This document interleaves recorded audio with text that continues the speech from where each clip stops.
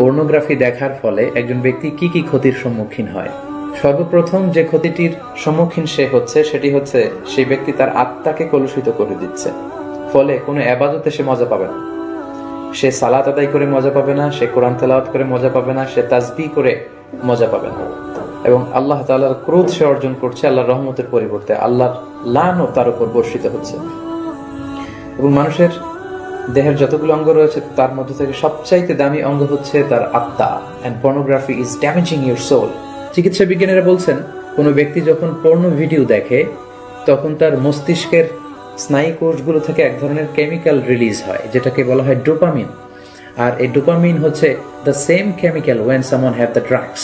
কেউ যখন ড্রাগ নেয় তখন তার মস্তিষ্কের স্নায়ু কোষ থেকে যে কেমিক্যাল রিলিজ হয়, একজন মানুষ অশ্লীল, নোংরা এবং কুরুচিপূর্ণ ছেলে মেয়েদের যুগল দৃশ্য দেখলে একই ধরনের কেমিক্যাল তার মস্তিষ্কের স্নায়ুকোষ থেকে রিলিজ হয়।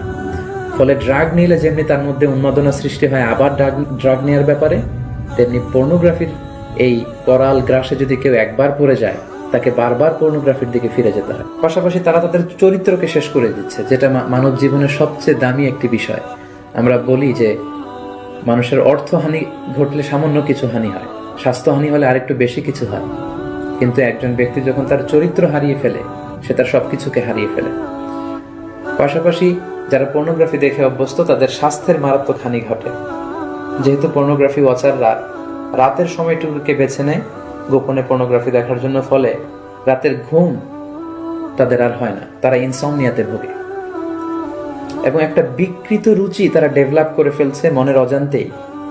মহান আল্লাহ তাআলা বিবাহের মাধ্যমে, পবিত্র বন্ধনের মাধ্যমে একজন প্রাপ্তবয়স্ক নারী এবং পুরুষ তারা তাদের জৈবিক চাহিদা মেটাবে, এটাকে আল্লাহ বৈধ করেছেন।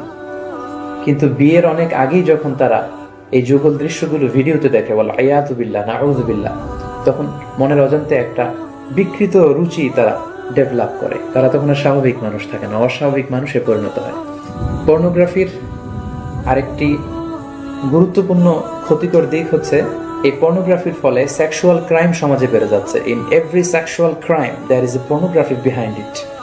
কারণ মানুষ যখন পর্নোগ্রাফি দেখে এবং সেটা থেকে যখন সে স্বাদ নেয়, মজা নেয়, তখন সে তার ব্যক্তিগত লাইফে সেটাকে প্র্যাকটিস করতে চায়, যার ফলে ধর্ষণের মতো এত জঘন্য কাজকে সে বেছে নেয়, চাইল্ড অ্যাবিউজের মতো, উইমেন অ্যাবিউজের মতো জঘন্য কাজগুলোকে সে বেছে নেয়। যারা পর্নোগ্রাফি ভিডিও দেখে তারা দাম্পত্য জীবনে সুখী হয় না, কারণ পর্নোগ্রাফি ভিডিও দেখার ফলে একজন মানুষ উত্তেজিত হয়ে ওঠে। এবং যারা ধীরে ধীরে বছরের পর বছর এগুলো দেখে অভ্যস্ত, তারা মাস্টারবেশনে অভ্যস্ত হয়ে যায়, যেটা ইসলামী শরিয়তের দিক থেকে অনেক জঘন্য ধরনের একটি অপরাধ এবং কবিরা গুনাহ, যাদেরকে আল্লাহ তাআলা সীমা লঙ্ঘনকারীদের সাথে শামিল করেছেন।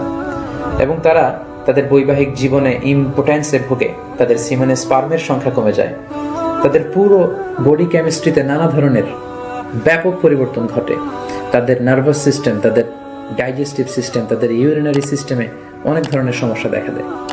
এই কমন সমস্যাগুলো যারা চেইন ওয়াচার অফ পর্নোগ্রাফি রীতিমতো এই খারাপ খারাপ ভিডিওগুলো ইউটিউবে দেখে, তারা তাদের জীবনে এই ক্ষতিগুলোর সম্মুখীন হয়ে থাকে।